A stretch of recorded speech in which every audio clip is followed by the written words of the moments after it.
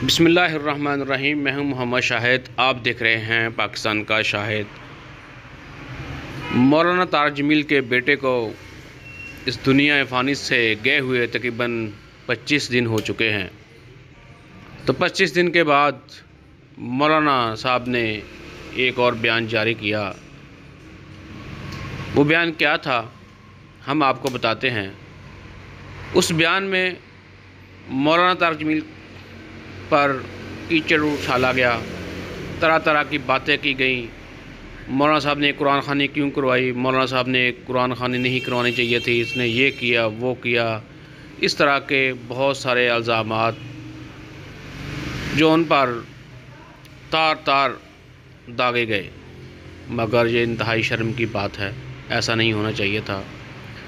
تو اس کے پیش نظر مولانا صاحب نے یہ کہا کہ میں نے اپنے باپ، چاچا، تائے سب کے جنازے اٹھائے اور میں ہمت سے رہا۔ میری ماں وفات پا گئی، 4 دن تک میرے آنسو نہیں رکے، اور جب میرا بیٹا اس دنیا فانی سے رخصت کر گیا تو میری کمر ٹوٹ گئی۔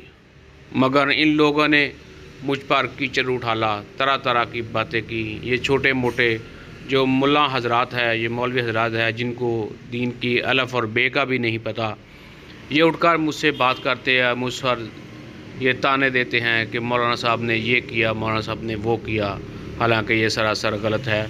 ایسا نہیں ہونا چاہیے تھا، بلکہ انہیں تو یہ کہنا چاہیے تھا کہ مجھے دلاسا دینا چاہیے تھا۔ ان لوگوں نے نبی اکرم صلی اللہ علیہ وسلم کی حدیث کو، ان کی کتابوں کو، لکھی ہوئی کتابوں کو یہ بھول گئے ہیں۔ بجائے کہ یہ مجھے دلاسا دیتے، میری ڈارس بنواتے، مگر انہوں نے تیر چلانے شروع کر دیے۔ پھر مولانا صاحب نے اس بیان میں کتابوں کا ذکر کیا، وہ ہم آپ کو بتاتے ہیں۔ کن کن کتابوں کا ذکر کیا؟ کیا ان لوگوں نے یہ کتابیں نہیں پڑھی؟ کیا انہوں نے اس کتاب کا مطالعہ نہیں کیا؟ کیا ان لوگوں نے اس کتاب کا مطالعہ نہیں کیا؟ وہ کتابیں کیا ہیں؟ ابھی آپ کو ہم بتاتے ہیں۔ ان چھوٹے چھوٹے مولویوں نے جو مجھ پر فتوے لگائے، کیا انہوں نے شامی کا مطالعہ نہیں کیا؟ فقہ سمجھ کو کہتے ہیں، کیا انہوں نے شامی کا مطالعہ نہیں کیا؟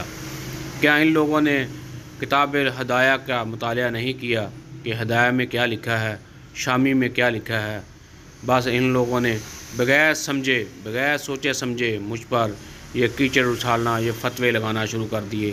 کچھ شرم کرو، کچھ حیا ہوتی ہے، کچھ شرم ہوتی ہے۔ مولانا صاحب نے آڑے ہاتھوں ان کو لیا۔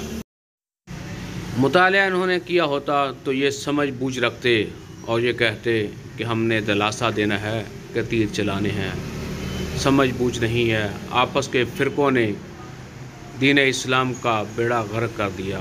فرقے سے نکلو، باہر نکلو، اللہ کی رسی کو مضبوطی سے تھام لو، تفرقے میں نہ پڑو، اللہ کا دین سیکھو اور سکھاؤ، سمجھ کے ساتھ اور بوجھ کے ساتھ۔ مولانا صاحب نے روتے ہوئے بیان کیا، میری کمر ٹوٹ چکی ہے، میں پہلے کبھی نہیں اتنا رویا، میں پہلے کبھی اتنا نہیں افسردہ ہوا جتنا اس میرے بیٹے کی وفات کے بعد میری کمر ٹوٹ چکی ہے۔ جینا ہے، جتنا جینا ہے، انشاءاللہ میں کوشش کرتا رہوں گا کہ جب تک جیوں گا میں بیان کرتا رہوں گا، آپ کو بتاتا رہوں گا۔ اور یہ صورتحال مولانا صاحب نے آخر میں دعا کی اور کہا کہ اللہ تبارک و تعالیٰ ان مفتیوں کو ہدایت دے اور یہ نیک اور صالح بنے اور کسی پر کیچڑ نہ اٹھا لیں۔ اللہ حافظ۔